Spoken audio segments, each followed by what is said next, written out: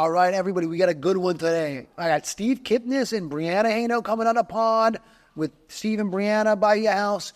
It was a great episode. I loved getting to know them. I loved hearing about their business. They're making a ton of money. They're doing a ton of deals, and I think all y'all are going to really like it. But before we get into the pod, you already know the drill. It's brought to you by Renovo Financial. So if you want a hard money loan, or if you're a landlord and you already bought the house and you want to refinance into a DSCR loan, it's a wrap, baby. Hit up my man Jeremy from Renovo. Everyone I know that's doing a flip a day, everyone I know that has a couple hundred units, they all are rocking with Jeremy right now, which means Jeremy's probably the best one to rock with right now. So hit up Jeremy from Renovo. Let's get into it. Happy hunting. Let's go.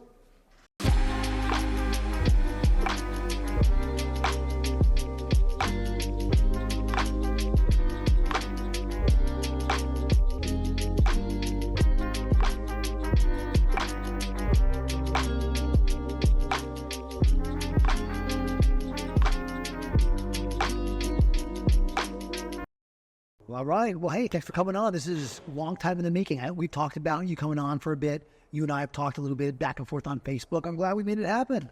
We're excited. Thanks for having us on. Yeah, thanks for coming to Philly. Yeah. There we go. All right. Yeah, I like you're fine together. It's super fun. I like it. I like it a lot.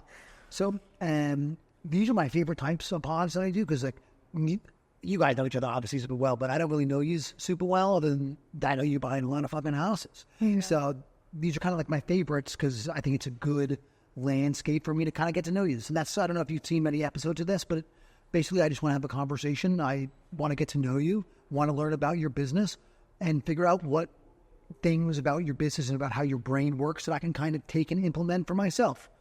And that's kind of like my whole little thing. I don't have like a set program. It's very Joe Rogan style in the sense where I'm just trying to have a conversation with y'all. Perfect. So what the heck? There we go. And how the hell did you start getting into this? It's a weird thing to get into. How do you get into it? I started almost 3.5 years ago. I had a friend who was doing it, and I progressively saw them making more and more money, and I needed to know what it was. So I bought every book, watched every video, and started driving around with a pen and paper, taking down every ugly address I found. Oh, God. And harassing the owners. And within like a month, I sold my first deal, and I had 8 other houses under contract. And from then, it just became my entire personality type. I very much resonate with that, where it becomes your whole personality. Oh, yeah. I get that. So you're talking wholesale? Wholesale, right? yeah. Not flipping yet. Wholesale. We're just talking wholesale. Yep, that was wholesaling. And then pretty quickly after that, started purchasing the houses to flip. Oh, wow. We do a lot of modified renovations, things like that. Oh, God. What is modified renovation? A modified renovation is when you're not redoing everything. You're just kind of picking and choosing, like, this floor needs to be redone, but this one doesn't. Yeah. This bathroom sucks, but this one's fine. That kind of thing. Like lipstick. Yeah, kind of like that. Oh, man, I dig it. How soon did you switch off to actually buying stuff? Within a year.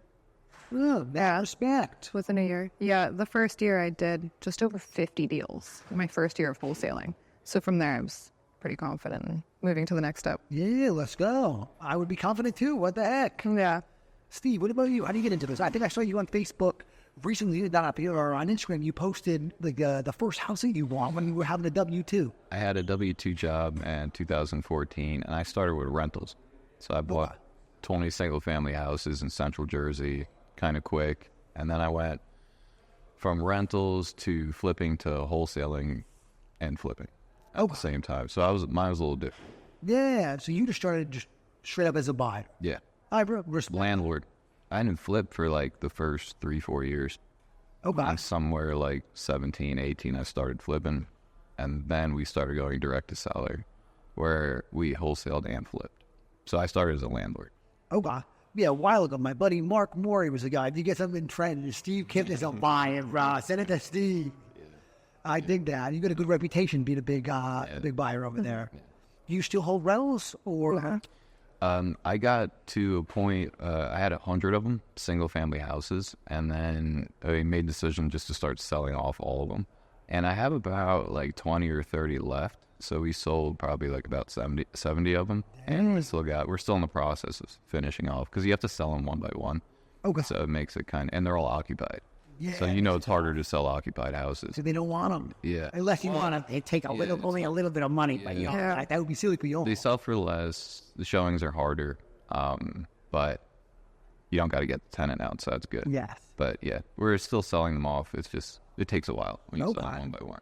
Bro, you're not the first person that I have talked to that had a bunch of rentals like that. They're like, yo, forget this. I'm getting rid of them. I don't know what it is. Yeah. Y'all are obviously onto something. But Francesco was telling me he wants to get rid of his. He said the same thing. They want to get rid of theirs. It's, I think people like it. Oh, go ahead. It's not really worth the conversion, like the cash conversion. Like you put so much money into the houses and then you're renting them for what? Just over 1% of what they're worth.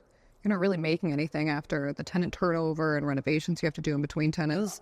Ends up failing. I hear that, like, they're really just costing money. Yeah. I guess if that tenant moves out, you spend another $15,000. Every time. And if you have one tenant every 1 to 2 years, you're not making anything. You're super negative. Yeah, I think in the beginning, people are very attracted to rentals because it's like, if I buy 100 of them or 200 of them, I can quit my job and this and that.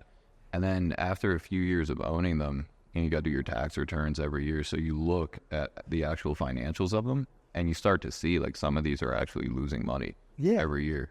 And then you start to wonder, and on top of that, you have like headaches, tenant lawsuits, like all this kind of crazy stuff that goes on. Townships are getting very strict. So you start to wonder, like, what is the point? Like, why are we doing this? And then they're losing money and they're a headache. Exactly. So like why? You probably Right. not just the financial cost, the mental cost of dealing with all the BS. What we did find, though, is when you buy a rental and you keep it for a few years, even if it's losing money, you end up making money when you sell it a couple years later. So if you look at it as a long-term flip, it can be profitable, but not as just a hold. That's smart. All right. Cool. So you just woke up one morning and said, no, if I'm getting rid of this, I'm just flip it. No, I mean, they appreciate it a lot. And they were kind of not performing that well. So we just made the decision that we're just going to make profit selling them. Yeah. And then just wholesale and flip. Yeah. Cool. Well, I dig it. We enjoy doing that more, too. Yeah, I understand. As a transaction guy myself, I understand. It's a lot more satisfying seeing it come to fruition and close rather than it be a long, drawn-out process. We'll still buy rentals, though, like occupied houses. Like if we have to hold them for like 6 months to wait for the tenant to get out, we'll buy them, manage them for a couple months, and then sell them. So there could be times we'd buy a house for $120,000, but it's a tenant in there. Yeah. And like we'll just buy it and then just sell it while the tenant's still in there. Okay. So if we get a good deal on it. if we end up we get a good deal, and if we have to end up holding it for like 3 months, we'll just collect like 3 months of rent and then sell it. Okay. So we'll still buy rentals. Yeah, that makes a lot of sense. Yeah. But you're just on holding on to it. I bet the showing was a lot easier because I wholesale a lot of rentals, and like y'all understand this, y'all are in the game. It's so difficult to have the buyer show up at the same time, deal with all the finagling with the seller, but y'all are the sellers, and y'all are the ones that are in direct communication with the tenant. It's probably a lot easier. If your price is good, just buy it, and then it's so much easier just to sell it from that point instead of having to like coordinate it all together. Well, that's smart. I should do more of that. Yeah. It makes it easier to control the deal. Yeah. Oh, if there's a tenant in there, I don't have that much control of the deal. There's no lock boxes. There's no nothing. You have to do group showings. Yeah, you have to do group showings, and everybody said, "Yeah, Nikki, I'll be there at 12." And then there's that full 12. Yeah, I'm not making it. Yeah. Can you get me in tomorrow? What about later? I told her I had one show. If your price is good, though, you could just buy that house and do the showings later. Yeah. Yeah. That way you don't lose the deal. No, exactly. Make it so much less stressful for me. Yeah, absolutely. Your numbers are for sure good. Do it like that. Yeah. Or get it and then get the tenant out myself. Yeah. It just takes the pressure off you with the seller. Yeah. Buy their house like you said you would, and then you could do showings from that point. It makes it a lot easier just buy it like you said that you would buy it. Right. Yeah, for sure. For sure. So what are y'all doing for marketing? What is your program? We do all of it. We do outbound marketing like SMS, cold calling, mail. We do inbound marketing like SEO, social media. But we do every kind of marketing. We're not just in one little area. Oh, God. Do you have like one that you focus on or one that is best performing for y'all? Outbound, like texting, is a lot more consistent. You can consistently make good money from it.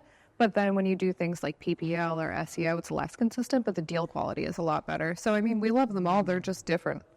I think it's important to do multiple streams of marketing. Yeah, especially if you're going to be in one market. I understand that. Yeah. I love text. They don't like it when you talk about it because you're not supposed to do it. So like it's tough to find content around it. But Oh, no, we think texting's great. Yeah, Yeah. that's all day. We do. Control. If y'all want my affiliate link in my bio, you already know. Same. What? Affiliate? Same. Just making it funny. It was like The Office. Yeah, I love text. Text is like my bread and butter.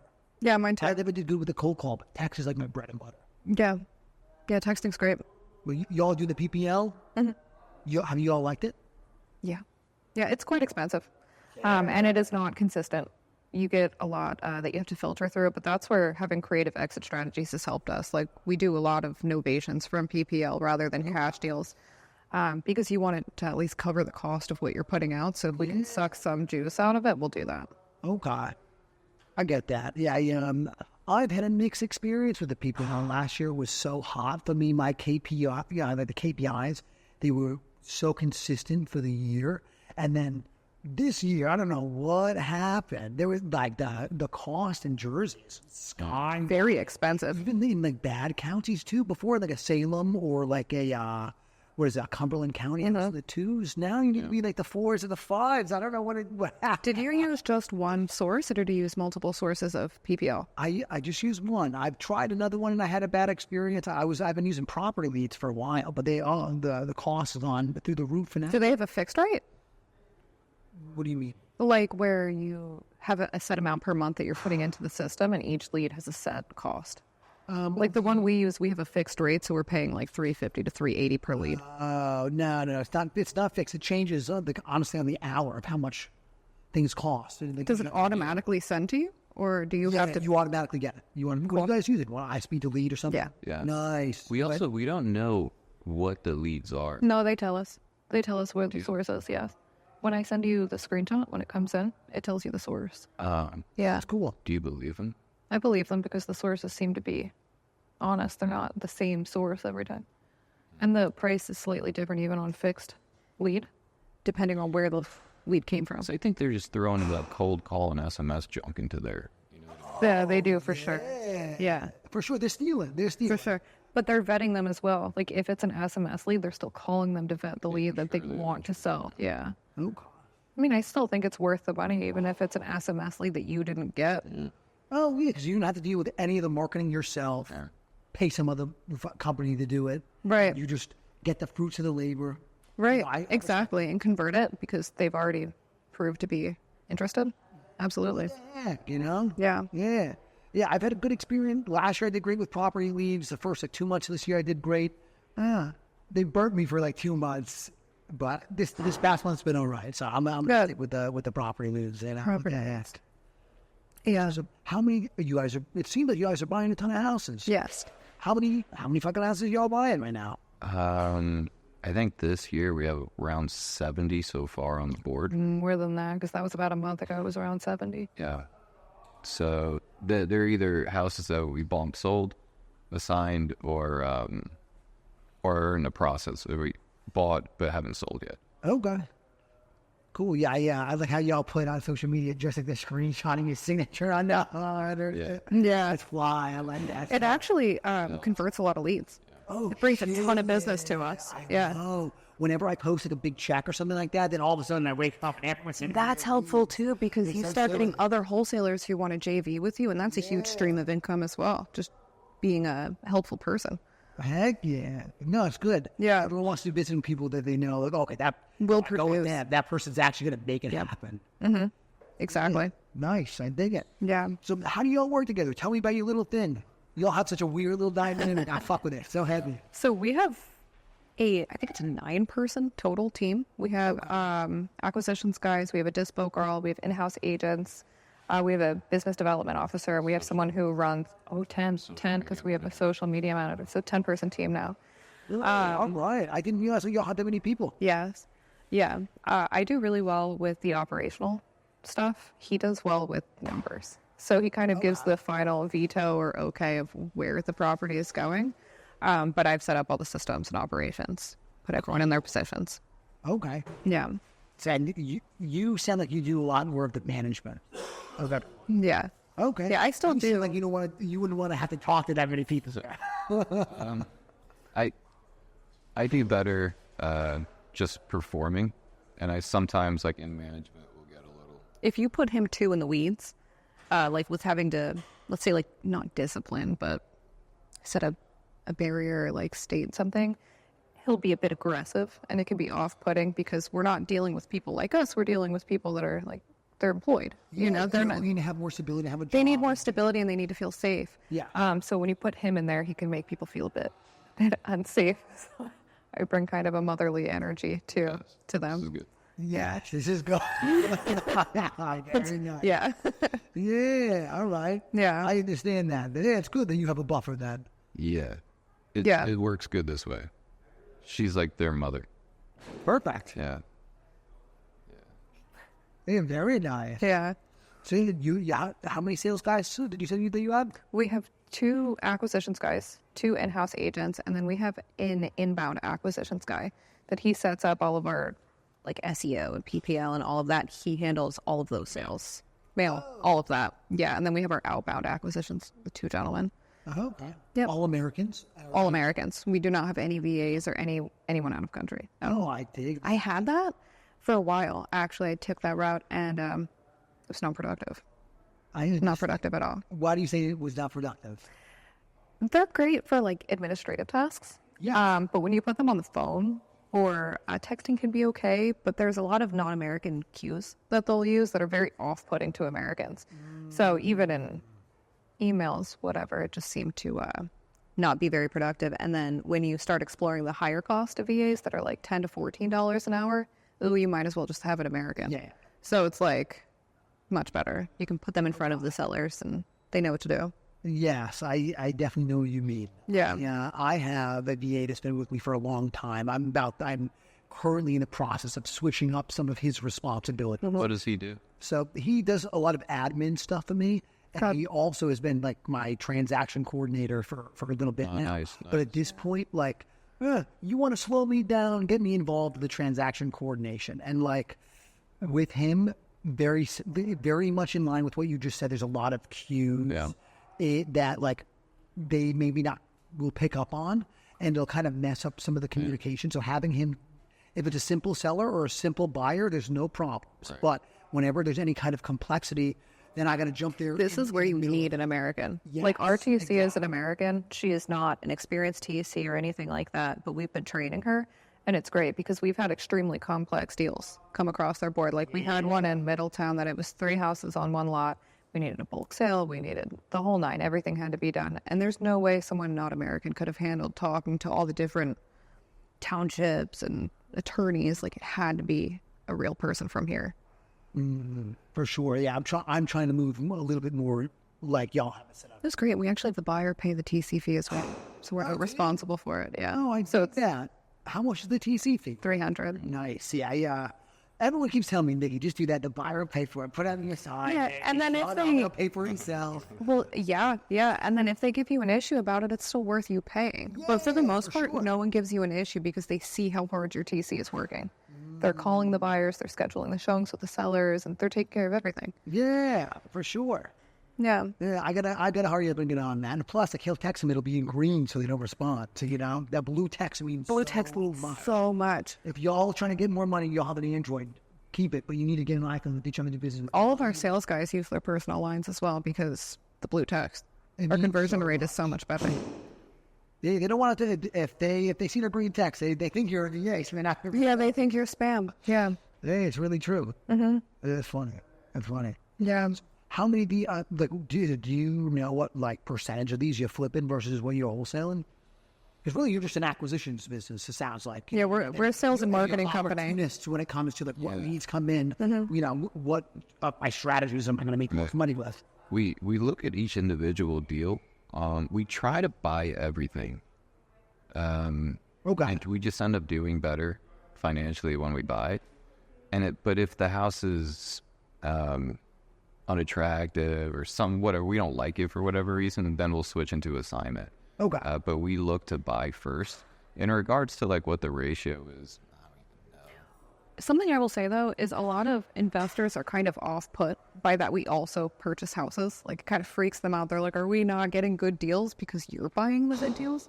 And that's just not accurate. Sometimes we're buying them and we're reselling them to investors, so everyone's getting a good deal. I don't know if you run into that issue, but that's something I've run into communicating with buyers. Oh, okay. They get very fearful that we're taking all the good deals. Oh, well, I just get out in front of it and I'm never ever selling you a good deal. I only want to sell you a mid deal. If you want a good deal, you put the work in. So, Okay. Okay. if you ever sell anyone a good deal, you didn't do your job. You disrespected yourself. You should sell all mid deals. I agree, but I think there's ways for everyone to get a good deal. We did one recently that the wholesaler made $50,000, we made $70,000, and we sold it to an investor who's going to make a great amount of money. Oh, So it's like every single person in that deal got a good deal. The wholesaler got a good deal, we got a good deal, and our buyer did. On all of my best deals that I've bought from a wholesaler, their fees have been huge. I don't know why.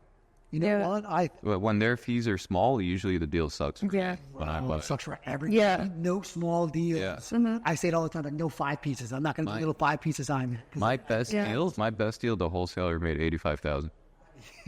But I was the buyer, and then I resold it. Yeah. Whenever the wholesaler's making like 5 or 10, I'm like losing money or not making that much, and I don't know why. Yeah, it's, But it always lines up that way. it's always the most headaches and the Yeah. most chaos. Yeah. For whatever reason. I don't know Yeah. why. Yeah.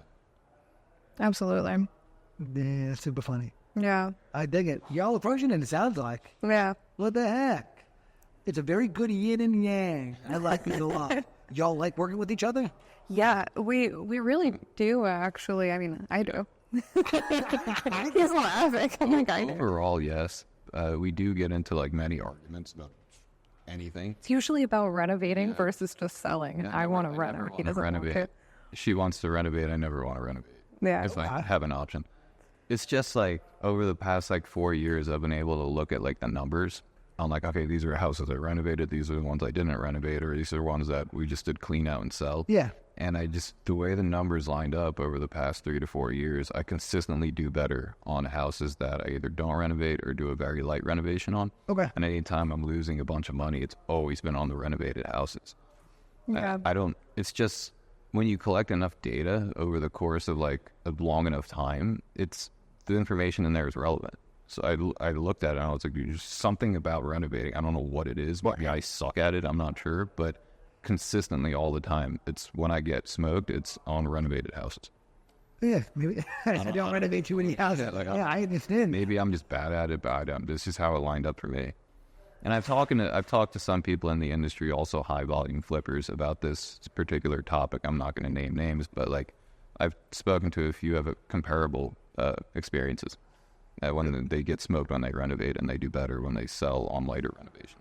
Oh, I respect that. I have so many people like on the wholesale side where I sell deals, and everyone's nope. I won't do a mid rehab. I'll only do a gut. I gotta gut everything. Sometimes Very silly. Sometimes Very silly. I think the same thing, but it's Very silly.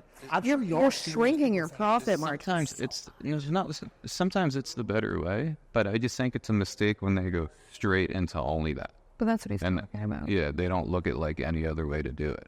Yeah. A lot of people have that fixed mindset, though, where they think the only way to make money from flipping is to renovate the house. You got it. But you really don't at all. I mean, think about have you done a novation before? Yeah. Like, when you do novations, it's the same thing as listing a house as is. Yeah. Like, you're not renovating it. It has issues, but you're still getting a buyer and making a healthy spread. You can do the same thing when you purchase the house. It doesn't just have to be that way. Oh God. So we do a ton of those. We just like to examine each one as its own and figure out like what is the best thing for this house, and that might be fully gutting it and renovating it. But I think to be like well-rounded, you have to explore all of the strategies for the house rather than just we're fucking only making this house black and white and selling it.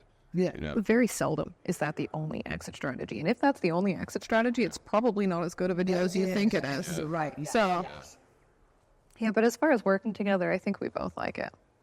Right? Yeah. What do you think? What? Working together. Yes. Overall, I like it. It is just like we're both very driving, so there will be many moments of minor arguments. But overall, I like it very much. Yeah.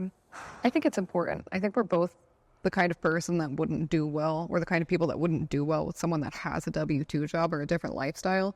We would both rather have little like bicker moments, but get through them and force each other to become better than Yeah, there's some a days lackluster she'll relationship. come up to me and be, listen, I'm fucked today. Like, I can't do nothing. I'm all upset. I'm stressed out. I'm like, we just won't do anything today. Yeah, our fuck off days. Yeah, fuck. They're great. Because I understand it.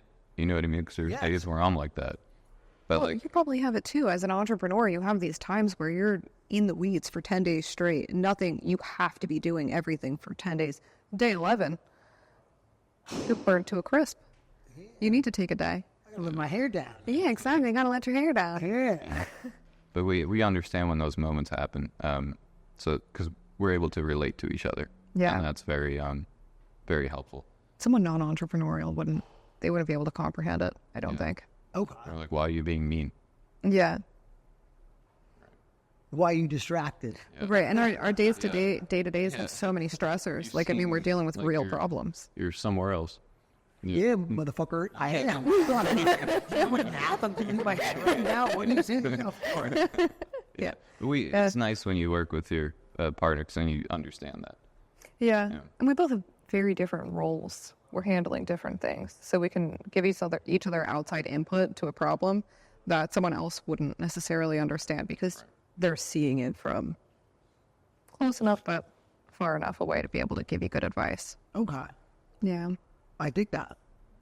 I understand that very well. I wouldn't do well with a significant other that had a W-2 either. So Yeah. I very much understand. Yeah. It's just relating. And a similar lifestyle. Yeah. Similar lifestyle, and we're both very strong-minded. And I think only someone very strong-minded could handle the way we are. Like, we talk about this frequently, that we don't think other people would be able to handle, like, our individual personalities in a relationship because we're very, very aggressive. All right. Yeah, aggression's good. What the heck? Yeah. I understand that. I think my lady's the only one that could deal with me. Not. You have to be a little crazy to do what we do. Yeah, you definitely got to be weird. It's Yeah. a fact. Yeah. I like it. So on appointments, do y'all pop up together on appointments? We only go to houses when there's a camera. Oh, yeah. Yeah, we don't. Oh, you know what you did? You have enough of salespeople. I guess it might Yeah, they... on the phone too. You have these salespeople do these. Yeah, we have everything systemized. Oh, okay. Yeah, to where it's the acquisitions. We have certain people who do appointments. There's an entire system behind how we don't have to go to the houses. Oh, that's really Yeah. nice. There are- I'm not there yet, so I appreciate it. There are times like certain seller, like, listen, you have to sign the seller in person. They don't have a phone. They don't have a whatever. They don't know how to use the thing. do that. Yeah, but like if it's an important one that looks good, If it's going to be juicy, you don't want them. Yeah. You don't Of want course. yeah, I still go to that. But I will say our sales guys are trained well enough that they frequently sign sellers in person. It's not Yeah. problematic. Oh no. But if it's like a crazy, like 100K spread, Yeah, like, exactly. we're going to be there. Yes. Yeah. Yes. How do y'all find them? The senior sales guys. A lot of them have come to us, or we've identified a personality type that would work well with us, and we approached them. But it could be through, some of them is from making posts on social media, but most of it was from relationships. I think Yeah. that- Yeah. Cool. Yeah, our title guy brought us our best sales guy. Oh, I like that. Yeah, that was cool. It works well. Nice. Yeah. Hey, y'all do pretty well then. What the heck? Yeah, we Y'all enjoy have it. fun. Do your little thing together. What do y'all like the most about? You said you all bicker a little bit because of the business. Today we had a 2-hour-long fight about Coca-Cola. Yes, my He's trying to tell me I have to quit drinking Coca-Cola. I have one per day and I don't want to stop. Yeah, you know, well, we all have vices, right? Right. It's not good for you. And if you can not do it, then it's better to not do it. You drink it too when I have it. You're also sitting there sipping on it. Yeah, that's why he's telling you the Coca-Cola in that house. You are. Yes. It's just one of those things. But then we'll go on a 2-hour-long argument about it. She actually was slamming doors. And No, I wasn't. I tried to leave the house. It's like, stop telling me what to do. If I open one immediately. Yeah. we're out going on Nick's thing. Fuck it. So it was the whole thing this morning. But it'd be something stupid like that. There's never real issues. Yeah. We don't have real problems like Yeah. like jealousy or trust. Like, we don't have real issues. Yeah, that's cool. Yeah. If we want to argue about major things, they will typically be minor. Yeah. Oh, all right. And it's a fun couple of arguments. Oh yeah, it'll be like, don't drink that soda, or like, I want to renovate this house. Why won't you let me? But that's the extent of the issues that we'll have. Nothing beyond that. You almost have very good communication, though. If you guys are working together, I think We have I've seen crazy both good of y'all communication. post about this. Yeah. Like you have to do check-ins with each other All the time. Yeah, because it's really important. People fit, especially when you work together, and every part of our lives is intertwined for the most part at this point. So you need to check in. You have to have scheduled date nights. You have to talk about your feelings when something comes up or something that could be a future issue. We talk about that a lot so that if it ever happens, we can quickly resolve it. We'll systematize a relationship the way you'd systematize a business. Yeah. Yeah. You have to. All right. Yeah. We find it to be important. Stay in front of problems, like get ahead of problems instead of like reacting to them. I think for us too, we also identified that we match very well. There was no math to it. Wasn't just like an emotional thing. Like we function well together. We have very similar personalities that mesh. Hey, I dig that. Yeah. Yeah. You know what? My lady and I, we do like weekly check-ins. We do monthly family meetings and Nice. stuff. I love that. That's You very know, good. yeah, it's been very, very helpful for us. You have to do Prevents it. problems. Yeah, and I think honestly, I think a big reason why couples fight or there's not good communication issues is because of the guy. The guy will be afraid to tell the lady all the bad news to say no. I don't think you're afraid of anything. You'll be out like, and that's been very good for us. But like friends of mine I've seen in relationships, that's what I've seen. You know, Well, yeah, the yeah. communication is everything. I agree. Built up resentment when you don't communicate. Yes, Yeah. yeah, for sure. You have expectations that aren't being met, but you don't say anything. I think a lot of people have no idea what expectations to even communicate about entering a relationship.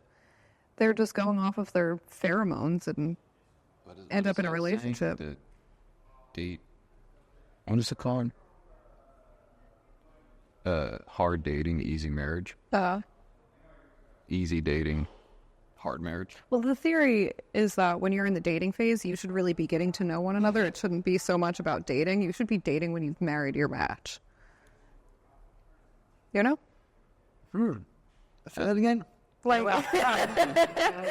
no, so when you're in your dating phase, you should be actually getting to know one another and going through the difficult topics so that when you're married, you can do the dating enjoyable things, travel the world. And A lot of people do it backwards. When they first start dating, they do all the fun stuff.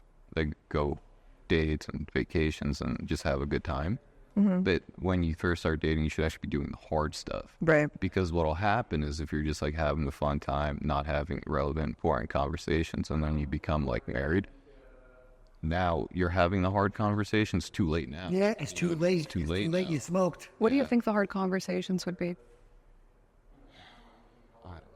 The hard conversations you've had. Family objective, business objectives, lifestyle objectives. You know what? A big thing for us has been that we have an aligned goal and we have aligned visions of how to get to that goal. So when we have our communication or discourse about things, we still have the same goal at the end game. Very key. Yeah. So I think the conversations initially start with like, what is your end goal? A lot of people enter a relationship where someone wants to be an entrepreneur and someone wants to be a stay-at-home parent. It's like a recipe for disaster if you're not in the same, If you both don't. if you both don't want the same things. If you don't want the same thing, you shouldn't be together. But people have no idea. They just assume the other person wants what they do. You'd be surprised. Yeah. Yeah.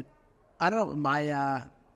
I had something very similar to Young where we had the same end goal. You know, and each person has their own little role that they play on the team. Yeah. sounds And you have to hold each other accountable and push each other to be better.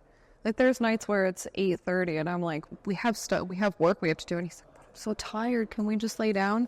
But I'm pushing him to go through the houses, run the numbers, make the offers, because if we don't, who's going to do it? Everything will go downhill. I get like mad at her when she does it, but it's also for like a good reason, so I do it. I think you'd also rather have a partner that's pushing you to Hell yeah. do better, which I think most people wouldn't want. I think a lot of people are comfortable in being blasé with their lives. I'm very avoidant. Yeah, very avoidant. They'd rather take the easy route than do the hard thing. Yeah. Yeah. You can't get that far going that way, though. Right. Yeah. Oh, very nice. What the heck? Yeah. Yeah, I don't fuck with you two. I like that you say that. I like your, what the heck? I talk how I I talk. want to turn you into a cartoon character, like a Simpson. I've heard that because of my voice. I've heard that because of my voice. Alex laughing over there. All right, I know. That's good stuff. That's good stuff. Well, do y'all have business goals for the rest of the year? Like, where do you see this? Do you want to have like a whole Hall of Fame Santini thing where you have like 20, 30 employees? We really like our remote setup. We really like that. What do you mean by that? Like you two not really going there? We don't want to go. We don't want to be in an office. Oh, okay. Yeah. There we go. And all of the people that work with us, they're not like that. Office, I get that. Yeah, no. All the people that work with us, they also don't want to be in an office. Okay. So our team is culturally, everyone has the same idea of what they want to be doing on a day-to-day. Oh, I dig that. How do you find managing all those people? Because it's not the most amount of people, but it's still a lot of people to manage. Like managing, like, I know that you're a social media person. I'm sure the management. Because she manages us. Exactly. Yeah. But the rest of the 9, how is managing everybody virtually? Because it's something I struggle with. So. It can be difficult. It can definitely be difficult. Everyone has somewhat of an entrepreneurial motive, like they're very self-motivated, which we do well with that. It may not be good for them, but everyone on our team is like self-motivated, so they can wake up, do what they have to do, and come to us when there's issues. I would say the more difficult part was identifying proper seats for people and putting them in the proper seat, because you have to become very good at identifying personality types within a few minutes. Okay. So I think that was more difficult. Tips on how to identify these personality types? No. You have vibe, and you can just kind of feel it. Like our TC, she's very artistic and she pays really good attention to detail. She's soft spoken, great TC. She doesn't need to be going. Now our best sales guy, you could hand him a piece of paper and he'd talk for 45 minutes on why this is the best piece of paper you've ever seen in your life. That's sales. Yeah. So just little things like that. Oh God. And how much you have to talk to them being virtual? Because I think when you have a big team, being in person, it's good because you got to give them a little bit of yourself, a little camaraderie, or whatever word you want to say with it. How do you keep them how do you keep a team atmosphere with everyone being virtual? Group chat sounds silly, but it's really good, and they amp each other. They're a bunch of young boys. They're young 20s. They're they really like going to the gym and eating ground beef, I'm not joking. That's like their thing. Off a cutting board with an avocado. I swear to God, yeah. So they do really well motivating each other. Like someone gets a deal with I'm getting more this and that. and they have the proper pass off, so everyone knows what their duty is. Okay. So they get, let's say one person goes on an appointment and the lead manager set the appointment. Like after it, they're having a little huddle, they're talking about it, they're excited, and it keeps them wanting to do more. We're all aware of, too, that in real estate, you're going to have way more losses than you will wins. When you're trying to get a deal, at least. More people are going to say, F you, go away, than they're going to say, sure, come buy my house. Yeah. I'll sell you my house. So they've learned how to laugh it off and kind of make jokes with, as you see in the text, you get crazy responses. Yeah. They use things like that as camaraderie, which is great. Oh, good. All right, I dig that. Yeah. That's been a big struggle for me. Oh, that's my wife, Samantha. Hi. That's been a big struggle for me. There's been times where my team was bigger than it is now, and I've always had a difficult time managing all these people virtually and having everybody kind of still had that hoorah, whatever you want to call it, type of environment. Yeah. Yeah, it's incentivizing communication as well, so that if someone has a bad day, they're saying, hey, I'm not going to be by my phone for these hours. Can someone else pick it up? There has to be good communication. And we want it to feel somewhat like a family. Like you said, I'm kind of like their mother. So, I want them to feel like if something's going on, they don't need to hide it or whatever. I'd rather them take the day and then come back even stronger the next. Well, respect. Yeah. Respect. Yeah, I hate talking to a ton of different people all day, and I hate being dad because I have my own kids. Yeah. So it's good that you have the patience Yeah. and want to be mom to all these people. Yeah. And it's good that you found someone, because I feel like you're more on my vibe and you don't want to talk to a bunch of people. You can't. Yeah. I'm more similar with that. So it's good that you found someone that's willing to be mom to everybody. Yeah, with managing people, I will err on the side of under managing them rather than micromanaging. I actually If I someone do this. manage you, I want nothing to do with you. Yeah, But none of our people need to be micromanaged. No one that works with us needs to be micromanaged. They're all efficient in what they need to do. I'll undermanage them, and then like I'm like, why are they upset? Because you haven't talked to them in a week, or like there's some kind of problem that I don't even know. I'm like, why is this even an issue? Why didn't they come? I'm like, Why didn't they come why and are say, you- Steve, yeah, I got a problem? Why aren't they just buying the house? Like, what they know what to do. Like, you know what I mean? And it's like, no, you got to like talk to them a little bit more. And I'm like, fuck. Yeah. So It's been a learning process, though. You're doing better with it. Yeah, I'll undermanage. Yeah. Yeah. I'll undermanage. I think this year I've been trying to do much better. I like the first time I hired a bunch of people, I undermanaged, I undertrained. Yeah. I kept them for way longer. Well, my wife's yelling at me, Nikki, fire them, just bleed him money because I felt It's bad. hard to, that firing part initially is so hard to do. Yeah. Because you feel bad and you feel like it's your fault. Like you didn't do your job as a leader if they're failing. So then you start putting a lot of energy into that when sometimes you just have to. I think every single person I've had to fire, the only reason it didn't work out is because I didn't manage them correctly and I didn't train them correctly. Well, they may not have just been a good fit for you. Yeah, but you know what? I'm taking full ownership. I dropped the ball. I didn't manage them right. I really mean that. It's hard to do. It's difficult. Yeah. Yeah. It's still one of my struggles, which is probably why I have a small team. Yeah. It's easier to hire two than it is to just hire one. I found. Okay. It's easier to hire two people at once than it is just one. Yeah. Back. All right. For me, it's easier to do a lot of the stuff myself and hire for the reasons I hate. So I was doing that for a while. I was self-performing in every aspect, and then everything started doing poorly because I couldn't manage doing everything by myself anymore. And that's when hiring became important. And then I went through a large phase of feeling useless because I wasn't self-performing anymore. I was now helping people to perform. But when you're buying houses from realtors and wholesalers, you're very much self-performing. Yeah, and I still have to do it with the sales guys sometimes too because they need to see, especially when they're learning a new exit, like a novation, like they need to hear me pitch a novation X amount of times before they even know what to say.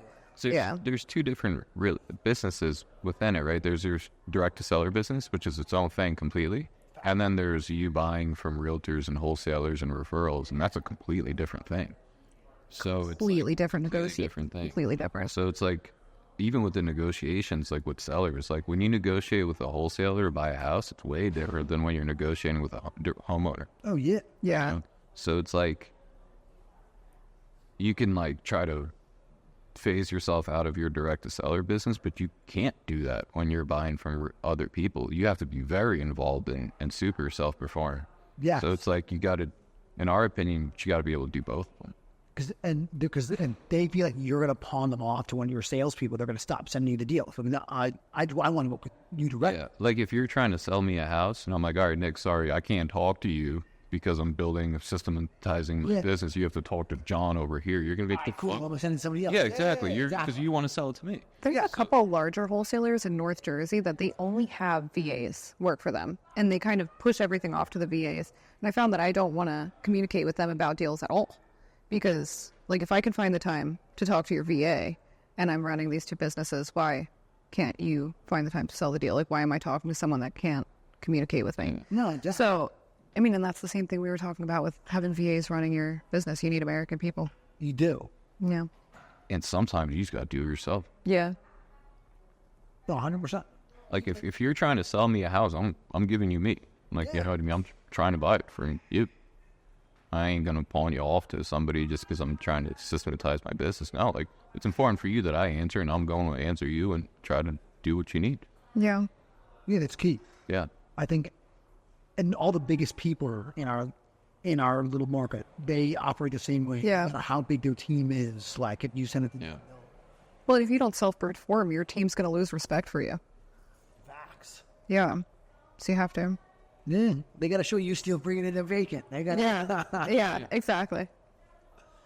You know, I'm sure that you all get a lot of referrals. Has the social media helped out? Yeah. Crazy, yeah. Yeah, it's one of our probably biggest focuses going forward is social media referrals. It's just the ROI is the highest. Most time the lead quality is the highest. Yeah. Like my biggest deals have always been buying from other people. So even when they're putting a fee on top of it, I'm still doing. As long as you get a good price, it doesn't matter for you. So we're very, very much into social media relationships referrals. Yeah. We just think they're just the highest ROI and their highest quality deals. Okay. Yeah, for sure.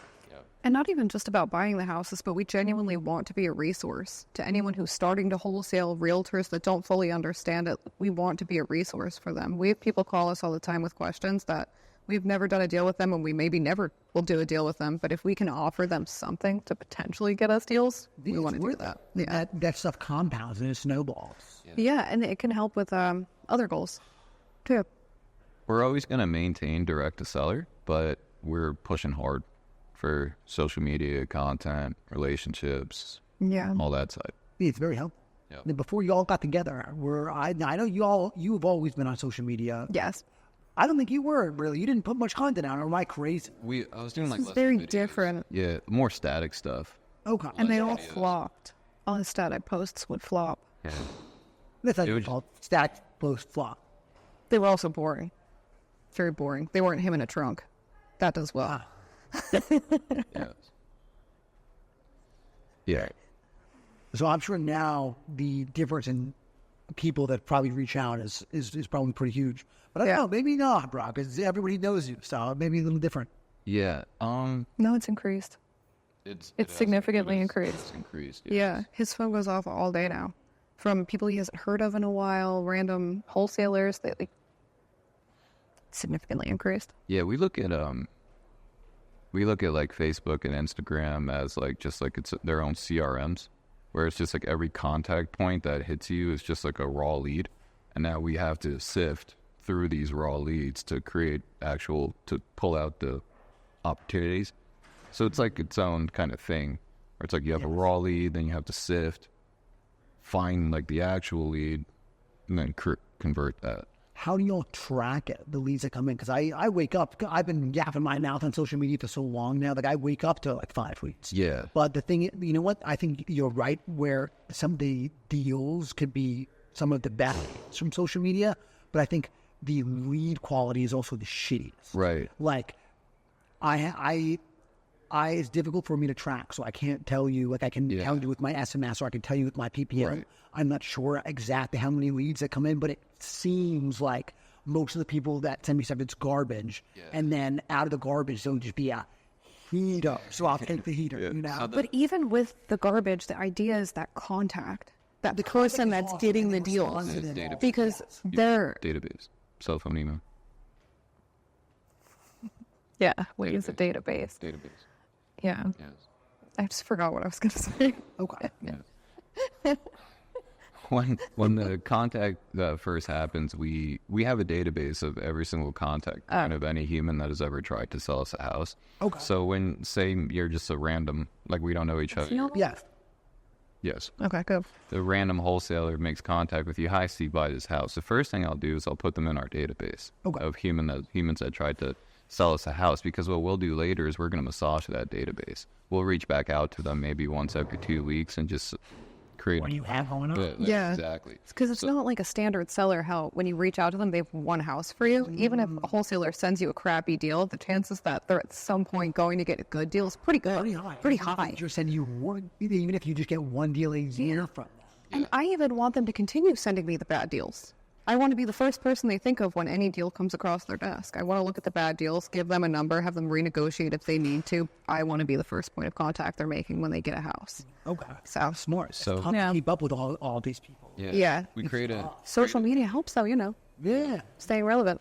Yeah. What I mean is it's tough, like, to respond to all. Oh, yes. So difficult because, like, So we Yes. Yeah, we'll put them in our database. Then we'll see what their actual deal that they're trying to sell us. We'll get it valued, and then we just have a rule where we have to offer on everything. So even if you're asking 200, but I can only pay 120, I'm still going to tell you, like, I can pay 120. Like, you know what I mean, or around there. respect. Yeah. So They it's- all offered me 100 on that piece I sent Yeah. you before. I Yeah. said to them at like 190. Like, yeah, I'll give you 100 for it. Yeah. I sold it at 183 though. What's up? Oh, nice. But yeah, Hells yeah. we'll always offer on everything. And pretty much that we'll get some, we won't get some, and then that's our process. Yeah. Respect. It's difficult for me. I'm trying to get better with tracking all everything. Maybe it'd be good if I put everybody in a database. You have to, yeah. Just have a database of Everything. these are realtors that try to sell you houses. These are wholesalers. These are general contractors. Oh, wow. Because then when you'll need those people later, you don't have to like remember. You'll have them. Yeah. Yeah. Not to sound crazy, when you say put it in a database, what is the database? Like Excel? Google Sheets. Yeah, Google It doesn't matter. Okay. Yeah, whatever works for you. I'm going to send screenshots to Adnan, say Adnan, you add. That's what we do with our buyers list. I know I can't do it, baby. Yeah, you could put That is on me. in your CRM. Just have a separate tab for contractors, wholesalers, Your admin realtors, lab. whatever. Yeah. Send your Doesn't admin screenshots. Yeah. Yeah, I'm going to have to do that. Yeah, it All my helps. other stuff, it just pops up in my CRM. Yeah. Yeah. He can handle it, though. Yeah. Yeah, just our dispo girl does it. We'll send her screenshots. Randomly, we'll have investors be like, anything you get in this area that you don't want, send to us. The dispo girl gets a screenshot and she adds it. Because you're going to forget otherwise. Yes. Yeah. Yeah, you have too many things going on. Yeah, 100%. And I'm trying to have not as many things. Exactly. I'm trying to be more focused on the specific thing I'm good at. So It's good. I'm easier that way. Yeah. What the heck, man? The what the heck? Yeah. Is there anything else y'all want to talk about? Or anything else y'all want to share with my audience? Do you want to ask if anyone wants to box? Well, yeah, I see you in mixing. Yeah. Nah, boxing's fun. I like it. You do jiu-jitsu, right? Yeah, I wrestled Division I in college, and then after that, I needed something else to deal with the mats, and I got into jiu-jitsu, and here we are. Yeah. I've done some striking, but now my knees don't have it in me, so I stay grappling. Nice. So you learned hip control in college, and then you took it to jiu-jitsu. Yeah, What belt in jiu-jitsu? I'm a brown belt. Gi or no gi? I do them both. I prefer no gi. Brown belt serious. Yeah. Takes how many years does that take? I don't know. I've been doing this since 2018. But I promise you, wrestling D1 in college is Hell yeah. more difficult than jiu-jitsu. So, Hell yeah. yeah, but I love it. Belt, I do a lot of no-gi. Belts don't matter. Whether somebody needs a white belt or a black belt, I'm going to win most likely. Train every day. 5 days a week. I used to train every day, but now I've got too many miles on my body. So even though I want to, Samantha does a very good job of saying, Dad, you cannot go today. You've already got, you're going to get it. Just 2 weeks, 2 weeks. Do you go in the morning or the afternoon? I do it in the morning. My life is set up. First thing? No, not first thing. First thing I do daddy-daughter time with my daughter. And I just, answer little calls, but I am until 9:30. I usually with my daughter, and I deal with that, and I go and train at 10 a.m. It's perfect. Nice. She goes down for her nap, and I go whoop some ass. 1 hour. Perfect. Yeah, it's like an hour and a half. And then on Fridays, I train at 12.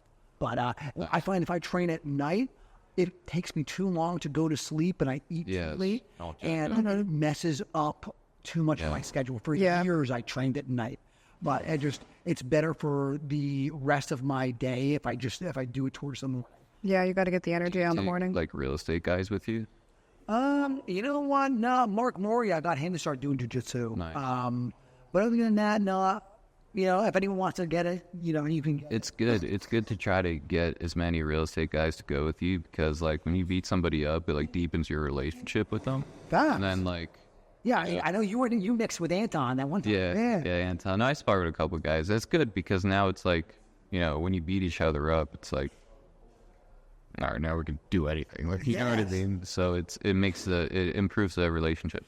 You get to know somebody on such a deeper level than you ever could having a conversation. Absolutely.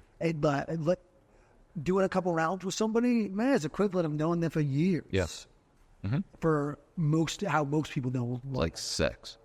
Yes, yeah, very similar. It's very true, though. You know them in that level. Yes. How long did you say you've been doing it?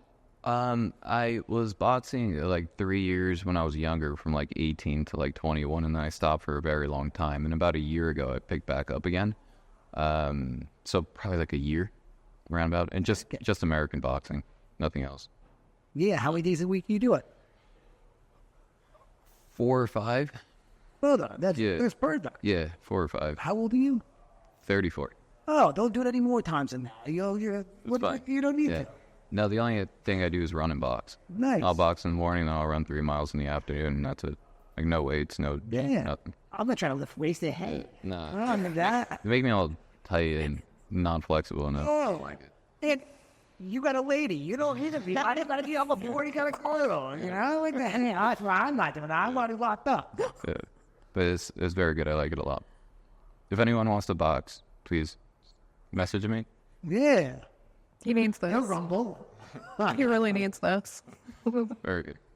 Yeah, when it's very meditative, and it happens to me, and I'm sure you feel I think we all, the reason why we do the combat sport, I think it does the same. It's very, for all of us. yeah. Like, yeah, you can get everything out. You know what I mean? It's so much harder to do that with weights. Like, you know what I mean? Say you're really upset, you can go deadlift.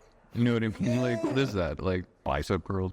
But now when you're having a hard time, you really do combat sports, you can get it all out. And that's so much of what I like about it. And my favorite thing is that, like, it really allows me not to think for X amount of time. When you're in there, you Straight can't focus. Yeah, and in my experience, even when I don't even have focus, I have like blank mind, because when I have to think, that's not. If you're thinking, you're taking too long to make your decisions that you need to make. Yeah. So it's like, it's nice to me. I'm just like an hour where I'm just not even there. My body's just doing like a glow stick. Yeah. Yes. Yes. And it's good to disassociate the rest of my life for Absolutely. a while, and just like, It's a hobby. I'm either million miles. You're probably doing so much math in your head all day long. Yeah. It's exercise and a hobby. Yes. People need hobbies. People need hobbies that are beneficial, not just playing video games. Yes. Yeah. Not to knock you if you're home playing video. Oh, no, I don't. No, we don't believe in that. I don't watch TV. Very cool. I watched an hour and a half of my lady at the end of the day. She hadn't watched some kind of trash. I like that. I would be saying to me, I'm not human. I'm human-like. I'd be much less human-like if it wasn't for Samantha. She makes me much more like a human being. Yes. That's good. Oh, yes. Heck yeah. Is there anything else y'all want to share? You want to wrap it up? Okay. Wrap it up. Let's wrap. All right, everybody. Thank you so much for tuning in. How'd they get a hold of these? Messenger. Facebook, Instagram. What are your hands? Oh, yeah. My handle is Invest Like a Babe. His is Steve Kipnis. And you can find us online at SteveandBrianaBuyHouses.com. There we go, everybody. Thank you so much for tuning in. I hope you got something out of it. I definitely did. Happy hunting.